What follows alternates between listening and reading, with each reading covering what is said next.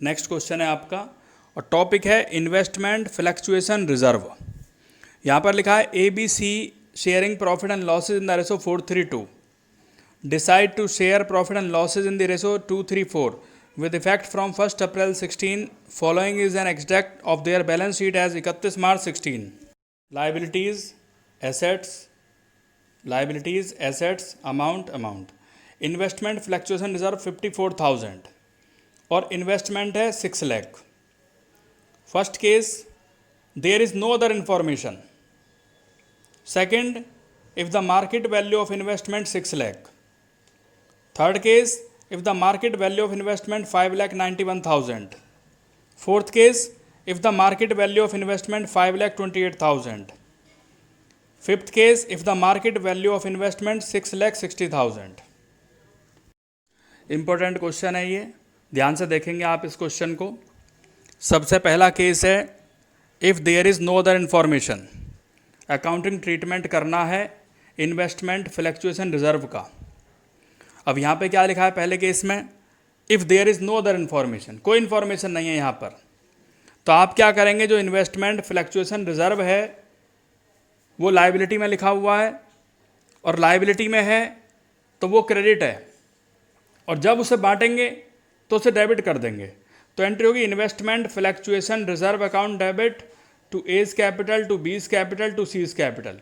इस 54,000 को बांटा जाएगा 4:3:2 के रेशो में, तो ये आ जाएंगे आपके 24,000, 18,000 और 12,000। सेकंड केस है कि market value of investment 6 lakh है। अब बच्चों इन्वेस्टमेंट भी आपको एसेट्स में 6 लाख का गिवन है और केस में भी आपको दिया है कि market value of investment 6 lakh है, यानी कि हमें ना तो प्रॉफिट हुआ ना लॉस हुआ, तो जो रिजर्व दिया है वो एंट्री हो जाएगी investment fluctuation reserve account debit to A's capital to B's capital to C's capital, यानी यही सेम एंट्री दोबारा से हो जाएगी। थर्ड केस है मार्केट वैल्यू ऑफ इन्वेस्टमेंट 5,91,000 है।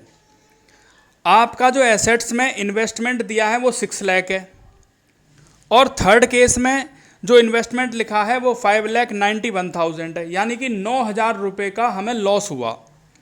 अब जो 9,000 का लॉस हुआ है वो इन्वेस्टमेंट फ्लक्चुएशन रिजर्व से लिया जाएगा जो कि 54,000 का था, तो उसमें से 9,000 रुपये जब चले गए तो कितने रह गए, 45,000। तो ये 45,000 को ABC में डिस्ट्रीब्यूट कर दिया जाएगा 4:3:2 में, यानी 45,000 का 4/9 20,000 और 45,000 का 3/9 15,000 और 45,000 का 2/9 10,000। तो यहाँ लिखेंगे investment fluctuation reserve account debit 54,000 to investment 9,000 और बाकी जो अमाउंट बच गया है यानी कि 45,000 ये डिस्ट्रीब्यूट कर दिया और ये अमाउंट आ गए, यानी to A's capital to B's capital to C's capital. Fourth case में लिखा है if the market value of investment 5,28,000 और आपका जो इन्वेस्टमेंट था वो 6 लाख का था। 6 लाख में से 5,28,000 माइनस करेंगे तो ये बचता है 72,000। 72,000 का जो लॉस हुआ है वो इन्वेस्टमेंट फ्लक्चुएशन रिजर्व से लिया जाएगा जो कि 54,000 का है।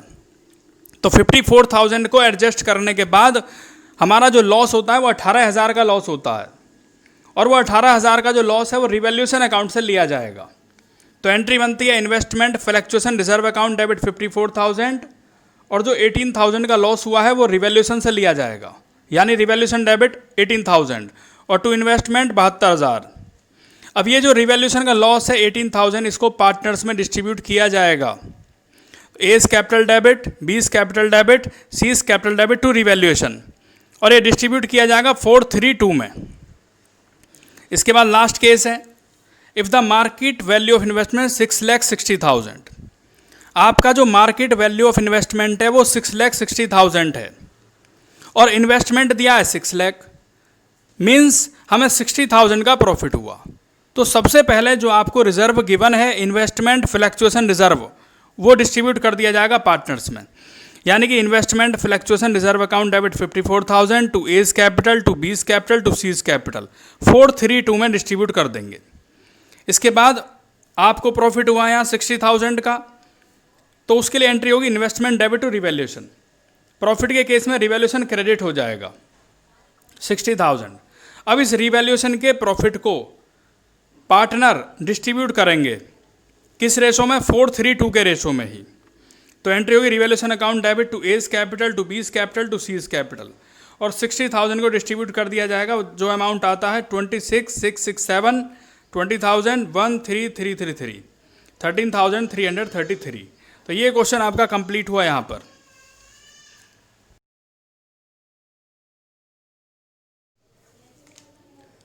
नेक्स्ट क्वेश्चन है आपका, A and B are partner in a firm sharing profit 3:2। On 31st March 16, their balance sheet shows general reserve 54,000. On that date, they decided to admit C as a new partner. New profit sharing ratio between A, B, C 4:3:2. Record the necessary journal entry in the books of the firm under the following circumstances. First, when they want to transfer the general reserve in their capital account.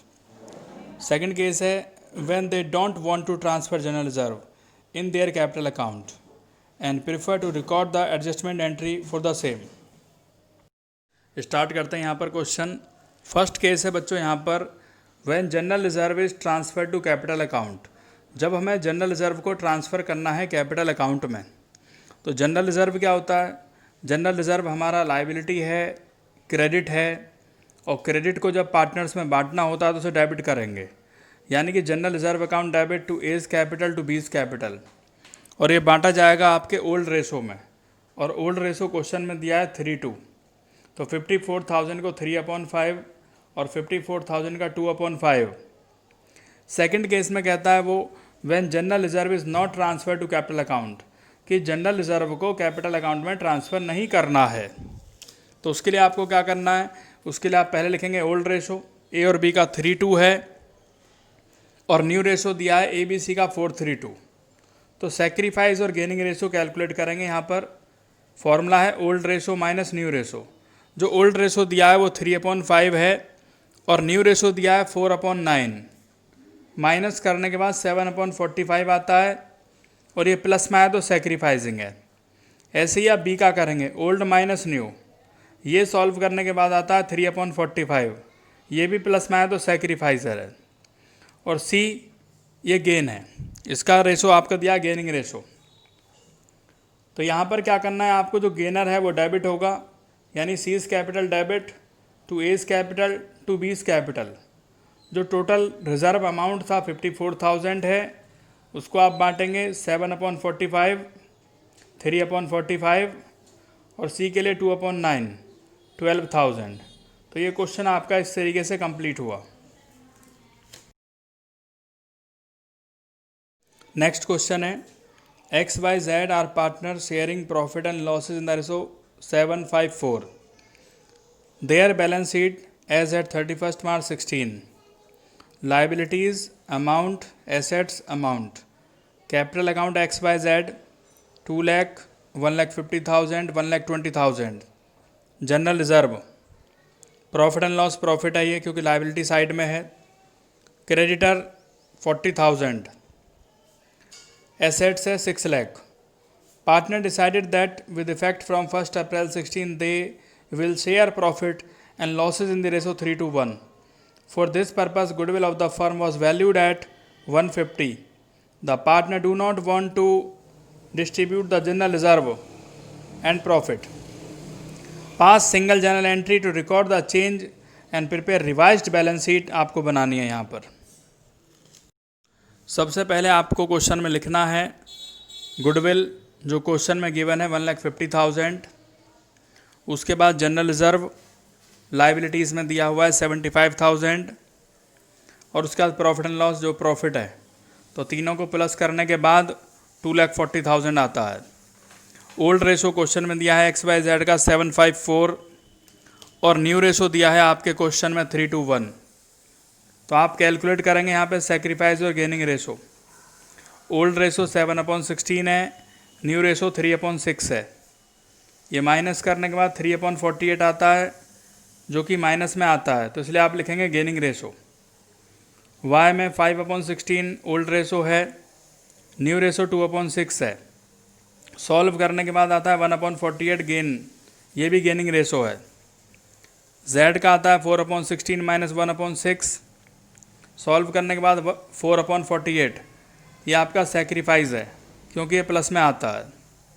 इसके बाद आपको entry करनी है यहाँ पर, ये जो total amount था 2,40,000, तो गेनर होते हैं डेबिट, यानी कि X capital debit, Y capital debit to Z capital, और ये जो 2,40,000 दिया है ये डिस्ट्रीब्यूट हो जाएगा आपका 3/48, 1/48 एंड 4/48। तो ये अमाउंट आपके आ जाते हैं यहाँ पर। प्रिपेयर करते हैं यहाँ पे बैलेंस शीट। बैलेंस शीट बच्चों सबसे पहले आप एसेट साइड में देखेंगे। एसेट साइड में जो हमारी एसेट्स गिवन है क्वेश्चन में वो 6 लाख है, और उसमें कोई चेंज नहीं हुआ तो 6 लाख ही आ जाएगा। इसके बाद बैलेंस शीट लायबिलिटीज़ में देखेंगे आप कि एक्स की कैपिटल पहले 2 लाख थी, लेकिन उसमें डेबिट में लिखा हुआ है 15,000 था कि एक्स कैपिटल डेबिट हमने 15,000 लिखा था जो गेनिंग में आया था, तो 15,000 यहाँ माइनस करने पड़ेंगे। माइनस करने के बाद हो जाता है 1,85,000। वाई का 1,50,000 कैपिटल है और ये भी गेनिंग में ही आया था इसका, तो इसको हमने डेबिट किया था 5,000 से, तो 5,000 रुपये यहाँ माइनस किए जाएंगे और माइनस करने के बाद आता है 1,45,000।